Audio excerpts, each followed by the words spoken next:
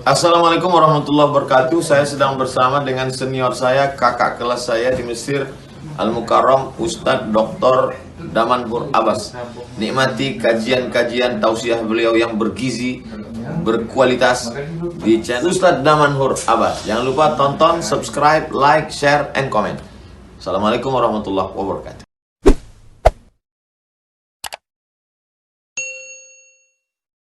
Assalamualaikum warahmatullahi wabarakatuh. Alhamdulillah, alhamdulillahilladzi ahyana ba'dama amatana wa ilaihin nusyur. Asyhadu an la ilaha illallah lahu da'watul haqq. Hadisun 'alaiha wa ujibat tabsyiri biha wa takum minkum ummatun yad'una ila al-khair wa ya'muruna bil ma'ruf wa yanhauna 'anil munkar wa ulaika humul muflihun. وأشهد أن محمدًا عبده ورسوله بلغ الرسالة وأدى الأمانة ونصح الأمة وكشف الغمة حتى أتانا اليقين ليلها كنهارها لا يزيغ عنها إلا هالك. اللهم صل على سيدنا محمد النبي الأمي الحبيب المحبوب العلي القدر العظيم الجاه وعلى أزواجه أمهات المؤمنين وذريته وآل بيته وأصحابه أجمعين. Rabbi shrah li sadri wa yassir li amri wahlul 'uqdatam min lisani yafqahu qawli, amma ba'd. Para asatiz yang saya muliakan, ayah bunda yang saya cintai, dan bapak ibu jemaah salat subuh yang dirahmati Allah, marilah senantiasa kita memanjatkan puji dan syukur kita kepada Allah yang telah mempertemukan kita dengan Ramadan. Dikarenakan banyak di antara saudara-saudara kita, banyak di antara orang-orang yang kita cintai, akan tetapi mereka sudah dipanggil oleh Allah dan tidak sempat bertemu dengan Ramadan. Namun alhamdulillah Allah berikan nikmat tersebut kepada kita sehingga kita bisa melaksanakan puasa mulai dari hari ini. Mudah-mudahan Allah berikan kepada kita umur panjang sehingga kita dapat menyempurnakan puasa, bukan menghabiskan puasa. Litukmilul iddah, Allah berfirman di dalam Al-Quran mengatakan untuk menyempurnakan puasa. Makna sempurna tersebut adalah kita akan melakukan segala amal terbaik kita dalam mengisi Ramadan. Kalaulah seandainya diungkapkan dengan kata-kata untuk menyelesaikan Ramadan, maka kita akan buru-buru untuk melaksanakan Ramadan tersebut. Maka kita akan terasa berat pada saat kita melakukan puasa, maka kita akan terasa berat pada saat kita akan melakukan bersedekah. Qiyamul lail, tarawih yang kita lakukan itu tidak akan pernah terasa berat, dikarenakan kita ingin menyempurnakan. Dulu kita tidak diberikan kesadaran untuk melaksanakan puasa itu dengan penuh dengan hikmah. Namun alhamdulillah kali ini Allah berikan kesempatan itu kepada kita. Semoga kita dapat melaksanakan Ramadan tersebut sebaik mungkin, sesempurna mungkin bagi kita.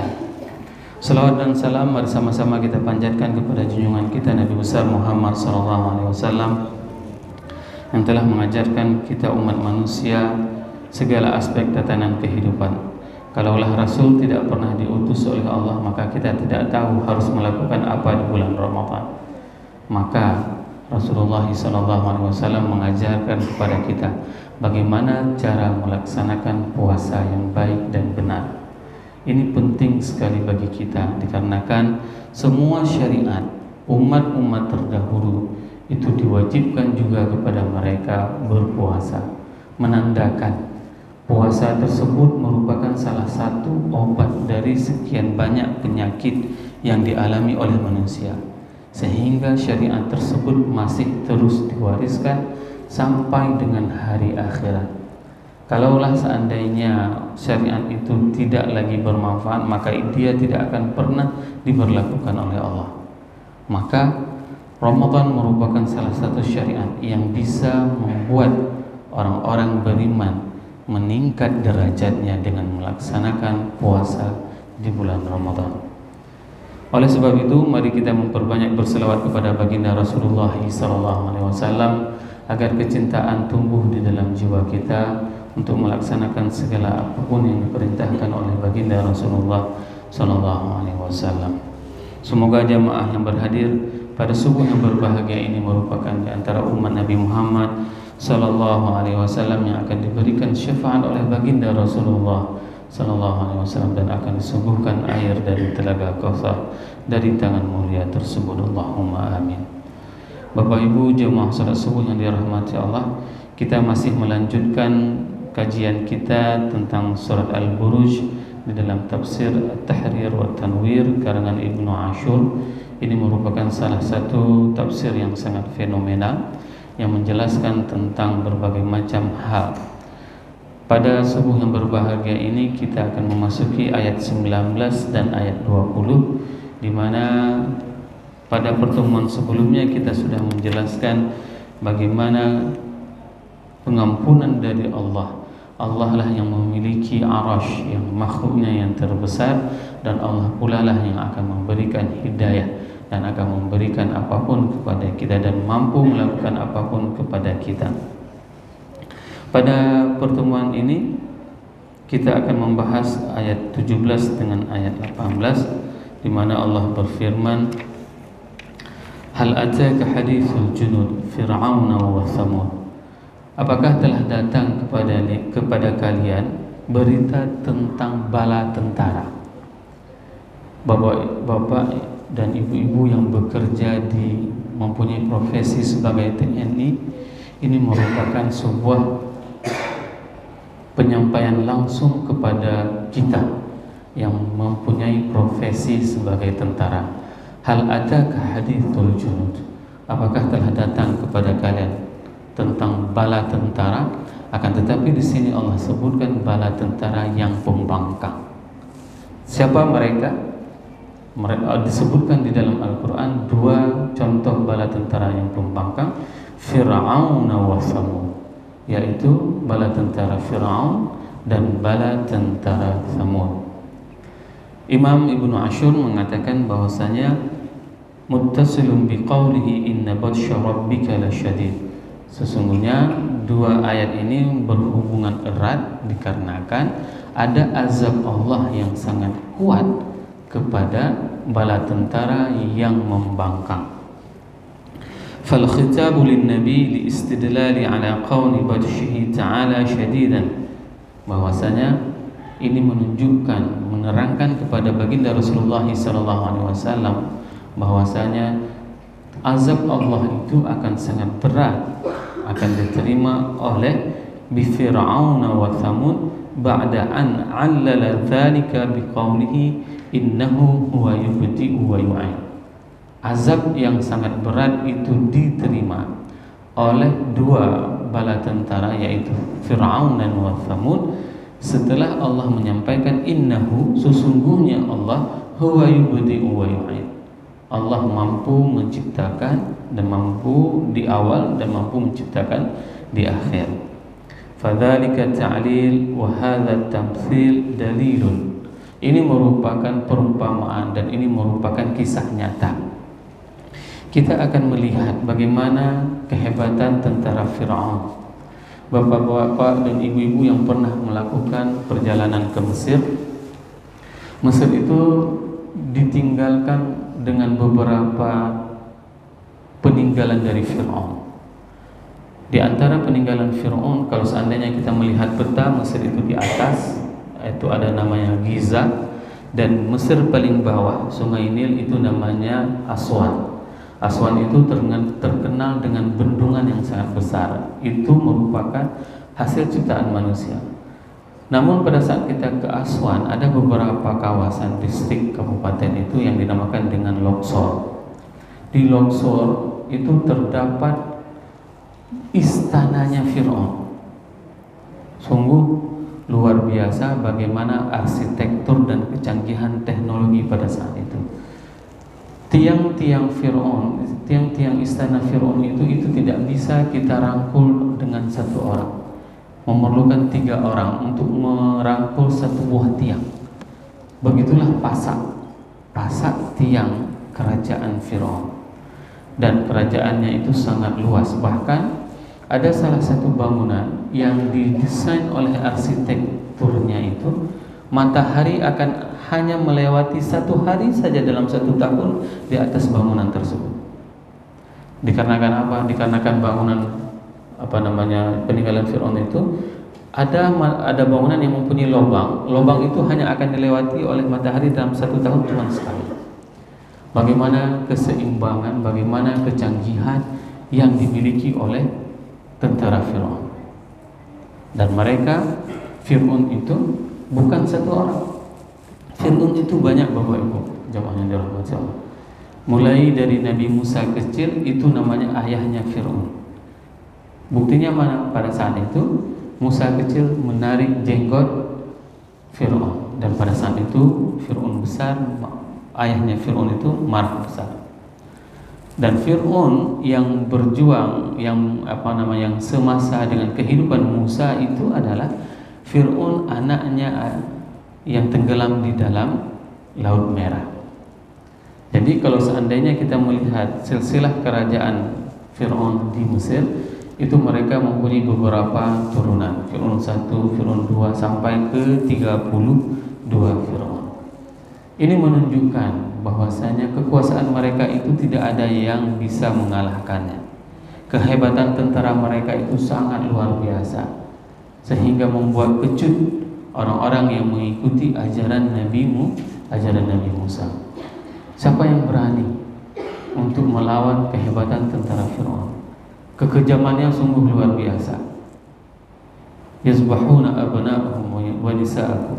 Mereka itu membunuh anak-anak laki-laki semuanya. Siapapun hari itu, di tahun itu, yang lahir anak laki-laki semua akan dibunuh oleh tentara Fir'aun, dan tidak ada belas kasihan. Begitulah kejamnya tentara-tentara Fir'aun tersebut.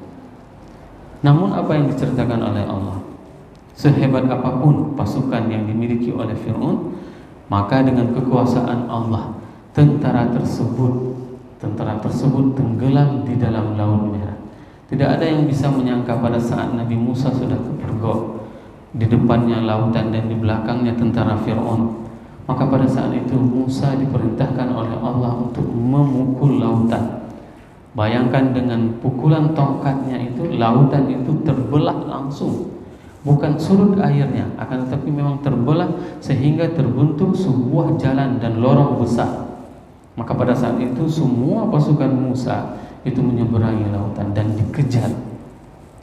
dikejar oleh tentara Fir'aun, dan mereka melihat langsung di belakang mereka itu adalah tentara Fir'aun. Namun dengan kuasa Allah, tentara Fir'aun itu tenggelam dan tentara Musa semuanya bisa selamat. Bahkan nyaris dijelaskan di dalam tafsir, pada saat tentara Musa ini selamat, mereka tidak percaya bahwasanya tentara Fir'aun telah tenggelam. Seakan-akan mereka masih hidup dan bisa menyeberangi lautan, padahal tidak. Dan Allah sengaja menyimpan jenazah Fir'aun supaya apa? Supaya kita bisa melihat cerita yang diceritakan di dalam Al-Quran itu adalah benar.